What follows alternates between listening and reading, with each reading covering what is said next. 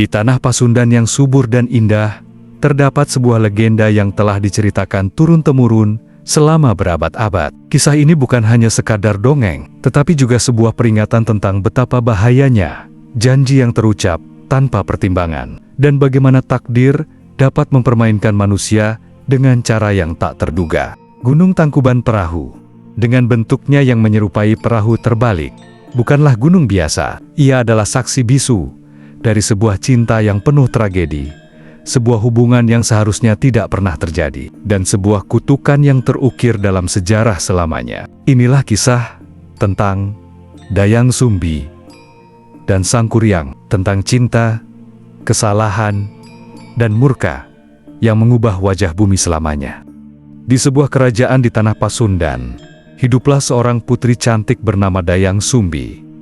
Ia adalah putri raja yang dikenal tidak hanya karena kecantikannya, tetapi juga karena kecerdasannya. Namun, karena terlalu dimanjakan oleh keluarganya, ia tumbuh menjadi pribadi yang mudah marah dan tidak sabar. Suatu hari, saat sedang menenun di istana, gulungan benang tenunnya jatuh ke lantai. Karena enggan mengambilnya sendiri, ia bersumpah, "Siapapun yang mengambilkan benang ini untukku, jika ia laki-laki, akan kujadikan suami. Jika ia perempuan, akan kujadikan saudara." Tak disangka, yang mengambil benang itu adalah seekor anjing hitam besar bernama Tumang. Dayang Sumbi terkejut dan merasa jijik. Namun, sebelum ia sempat mengingkari sumpahnya, langit bergemuruh dan suara gaib berbisik kepadanya, "Sumpahmu telah didengar oleh para dewa. Kau harus menepatinya." Dengan berat hati, Dayang Sumbi akhirnya menikahi Tumang. Namun, anjing itu bukan sembarang anjing. Ia adalah titisan dewa yang dikutuk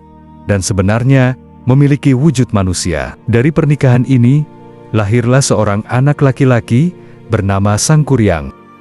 Dayang Sumbi merahasiakan asal-usul Tumang dari Sangkuriang. Ia membesarkan anaknya dengan penuh kasih sayang dan mendidiknya menjadi seorang pemuda yang kuat dan pemberani. Sangkuriang tumbuh menjadi anak yang lincah dan cerdas. Sejak kecil, ia sering berburu di hutan bersama Tumang, anjing setia yang selalu menemaninya. Suatu hari, Dayang Sumbi meminta Sangkuriang untuk berburu kijang karena ia ingin memakan dagingnya. Dengan penuh semangat, Sangkuriang pergi ke hutan bersama Tumang. Namun, setelah berjam-jam berburu, ia tidak berhasil mendapatkan seekor kijang pun. Merasa putus asa dan malu jika pulang dengan tangan kosong, Sangkuriang akhirnya mengarahkan panahnya ke Tumang. Ia membunuh anjing setia itu tanpa mengetahui bahwa Tumang adalah ayahnya sendiri. Dengan bangga, ia membawa pulang hati Tumang dan menyerahkannya kepada Dayang Sumbi. Saat mengetahui kebenaran bahwa Sangkuriang telah membunuh Tumang, Dayang Sumbi sangat marah dan terpukul. Ia tidak dapat menahan amarahnya dan memukul kepala Sangkuriang dengan sendok kayu hingga terluka. Dalam kemarahan dan kesedihannya, ia mengusir Sangkuriang dari rumah tanpa menjelaskan alasannya.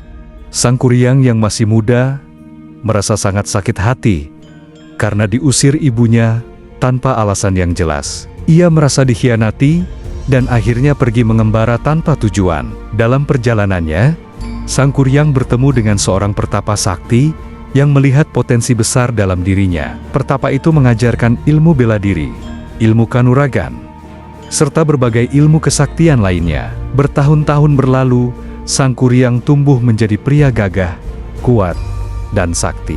Ia lupa akan masa lalunya dan tidak tahu bahwa ia berasal dari kerajaan yang pernah mengusirnya. Setelah bertahun-tahun mengembara dan menjadi kesatria yang disegani, ia akhirnya memutuskan untuk kembali ke tanah kelahirannya. Namun, takdir memiliki rencana lain untuknya.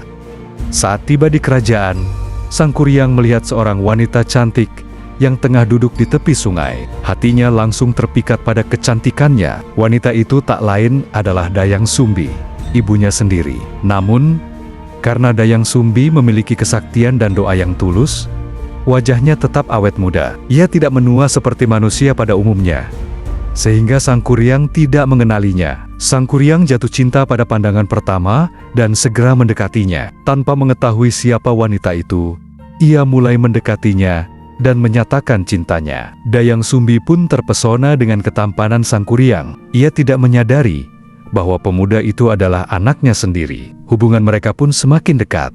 dan akhirnya Sang Kuryang melamar Dayang Sumbi untuk menjadi istrinya.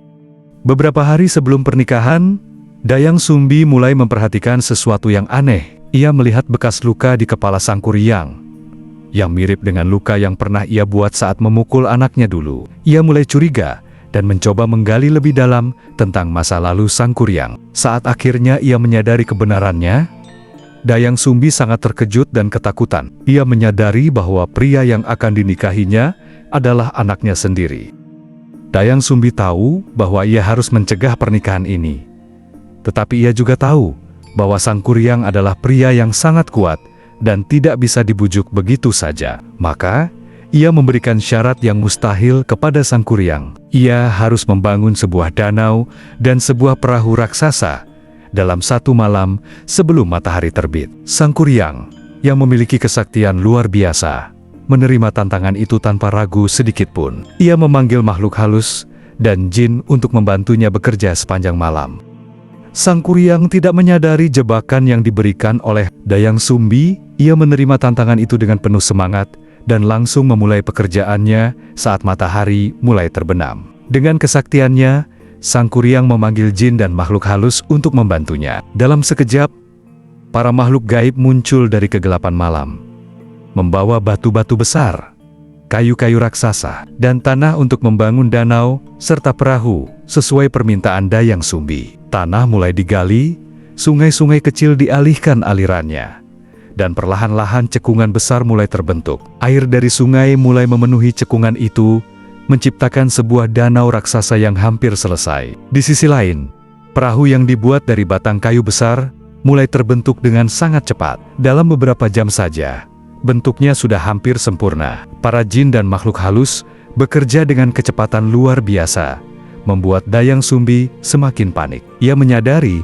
bahwa jika membiarkan ini berlanjut, Sang Kuryang akan berhasil menyelesaikan tugasnya sebelum fajar tiba, dan ia tidak akan bisa lagi menghindari pernikahan terlarang itu.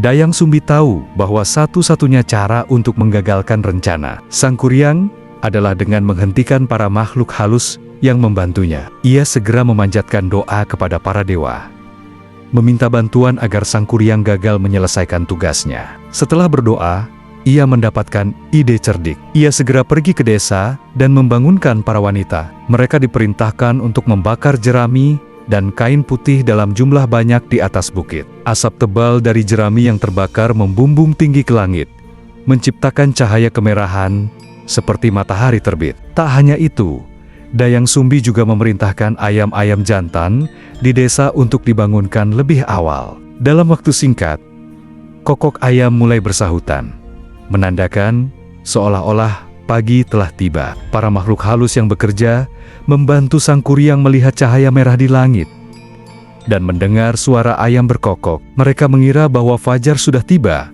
dan ketakutan akan sinar matahari yang bisa membakar mereka. Dalam kepanikan, mereka segera meninggalkan pekerjaannya dan menghilang ke dalam bayangan malam. Sang Kuryang yang melihat pekerjaannya belum selesai sangat marah. Ia tidak mengerti mengapa tiba-tiba para makhluk halus meninggalkannya begitu saja. Ketika ia melihat ke langit, ia sadar bahwa ini adalah jebakan yang dibuat oleh Dayang Sumbi.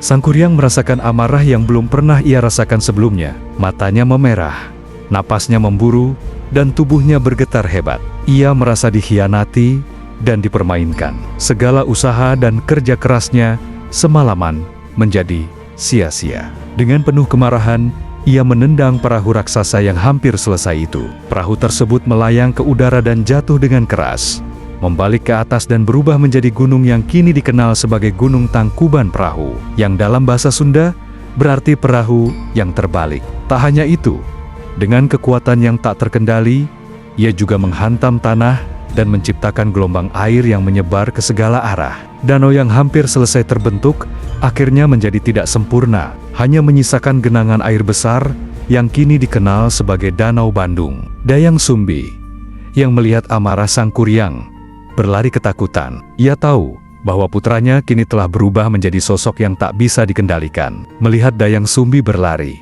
Sang Kuryang mencoba mengejarnya. Namun, sebelum ia bisa menyentuhnya, Dayang Sumbi berdoa kepada para dewa agar diselamatkan. Para dewa yang melihat kejadian ini akhirnya turun tangan. Dalam sekejap, Dayang Sumbi menghilang dari pandangan Sang Kuryang. Sang Kuryang mencari dan terus mencari, tetapi ia tidak pernah menemukan ibunya lagi. Akhirnya, dalam keputusasaan, ia pergi ke puncak gunung dan menghilang selamanya. Beberapa orang percaya bahwa roh Sang Kuryang masih berkeliaran di sekitar Gunung Tangkuban Perahu, terus mencari ibunya yang telah menghilang. Kisah tragis ini mengandung banyak pelajaran berharga bagi kita semua. Pertama, janji adalah sesuatu yang harus dipertimbangkan dengan bijak. Sumpah yang diucapkan Dayang Sumbi tanpa berpikir panjang berakhir menjadi kutukan yang menghancurkan hidupnya dan anaknya sendiri. Kedua, pentingnya mengenali asal-usul dan sejarah diri sendiri. Jika Sang Kuryang mengetahui siapa dirinya sejak awal, ia tidak akan jatuh cinta pada ibunya sendiri dan mengalami nasib tragis. Ketiga, keserakahan dan kemarahan yang tak terkendali bisa membawa kehancuran. Amarah Sang Kuryang mengubah wajah bumi dan menciptakan gunung yang hingga kini masih berdiri sebagai bukti dari tragedi yang terjadi. Keempat, kecerdikan dan kebijaksanaan dapat menyelamatkan diri dari situasi sulit. Dayang Sumbi tidak melawan Sang Kuryang secara langsung, tetapi menggunakan kecerdasannya untuk menghentikannya tanpa harus bertarung.